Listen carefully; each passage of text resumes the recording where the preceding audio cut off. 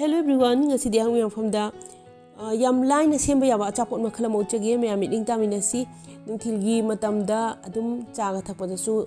hawe haitare ko sigi chapot mixer hansu kasu kaide ko adudi aina sabudana se fajana ani humlak chamthokle ko chamthokla matungda aina fen makha da thamlaga kanghalle pung ahum mari thame aina fen makha da ko kangna widongta ado sabudana se sijina dringai de chamthokpose yam darkar tai ko chamthokdana di hawbidaba aduga sigi thau se salani ko fry tongna ba haitare sabudana se tawna ba mixer semna ba haitare sabudana se sumaina strainer se sijina ga sumaina tawbira su yai ko do hamda ai strainer sijina ga khara hana tawjage ko sabudana se khoigi mangan tawbuda pokthokpuda adumaina masu pokthokpane ba ko aduna pokpane akhoi hachangda pani khraga de aduna makhum khumjanbiba makhum khumjilaga magi pokthokpase loira kanda makhum hangdoklaga adum lokthokbiba adu sabudana chi ju thajidana yam pokpane ba ko aina khanbada sabudana se pokthokpa loira aduna makhum hangdokle ko chi lokthaba yarani lemhoriba sabudana khara sina thawsida adum hajilaga tawrani makhum khumjilani aduga mai pokthokpase loiba matungda makhum hangdolga adum lokthaba yarani ko sabudana se fajana chawthokom thokpa changse chawthoktragadi khoi horen chabada saibada nungai tawniba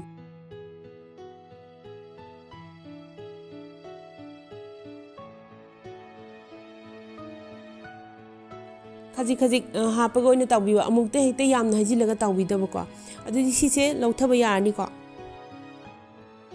sabudana se tawulor matungda badam se khara amuk tawrani ko amon sidi hekte kagan bane aduduna ne gas ki flame se low da thamlaga tawbiba ko मासे crispy ओइद्रगा सो haute दना को दुना gas की flame से low दगी ना medium भगो मनुंग दा थमलगा काहन दबि the मासे crispy ओइनाबा ग्रेम ग्रेम लाउनबा तावरनी बादाम से तावलोर मतुंग दा काजू खरा से अमु तावरनी को काजू तावबसिदा सो gas की flame से low दगी ना medium भगो मनुंग दा थमलगा काजू से ग्रेम ग्रेम लाउनबा crispy ओइनाबा तावरनी काजू से तावलोर मतुंग दा चेंपाक ngobuse amu tarni ko ayinga sigi mixer sida ai chempak sine hena maru ina yamna lawduine ba do chempak se harap mai chawthokpa matamda adu khoba tarani si chempak se tawulor matung da aina machu khara hape ko teaspoon tangkhai gumba aduga machu haploba thau sida chempak ngoba mu haplani adi chempak se aina machu hapa khara machu haptaba khara adumaine yanage tawbane ba ka adugine do machu hapa ngakta chabiringa gadi adum hana chempak tu thadadringai da thau asabda aduda adum machu happy be ko aduga adum harap yellowish color oirapna adum sembi be haitare ko mixer no ado aidi machu haptabaga ani che punchen ge tawone ba chepak se sumaina chempak sin che loi tawro matungda thau do khara mole ko chempak taw du da aina khang do amu pheng do aduga thau anoba khatang amu haire ko to sigi thau anoba sida leibak hawai amu haplaga leba hawai se grem grem lauk matamda mulak matamda adu phawba tarani aduga kari pata khara haplani ko kari pata se freshly oidra aina kanghan bane ko adugine ado si kari pata se hap sina ai mixer sigi mahau se hen hengal handoni ko kari pata phangwidra gadi adum hapidra su kasu kaide aduga harap kari pata sine grem grem lauk matamda adu phawba tarani leba hawai ga kari pata ga se tar matung de yubi anobu se सिजु खरा तारनी युबी अनोब से आइना पारा पारा अपना सोइरे को युबी अनोब से हाइरप brown colour चंगप मतमदा अदु फौबा तारनी युबी अनोब से तार मतुंग दai सिदैसा मोरो अकंग खरा आइना तखाइरे को अदुगा गुलमरिस मरु खरा सु आइना तखाइरगा सिदा थमजरे आइना सेंगदरिबा चापो से मिक्सर से खरा यामे अदुना आई खांग अचौ से लौजरे को खांग अचौ सिदा आइना गसाइ मचु हापलगा ताखुबा अमदि मचु हापता बिदा ताखुबा चेंपाक सिंदो लोइना बहाजिलनी चेंपाक सिंचे तावलोर मतुंग माइ थावदो फजना चुमथान बिबा थाव यावरगदि होरेन मिक्सर दो कसु हाउते को अदुना थावदो फजना चुमथान बिबा अदो टिश्यू पेपर लेरगदि टिश्यू पेपर दा दुम संदोक पिरगा टिश्यू पेपर दुना थाव सिंदो लोइना एब्जॉर्ब तो हनबिबा याय को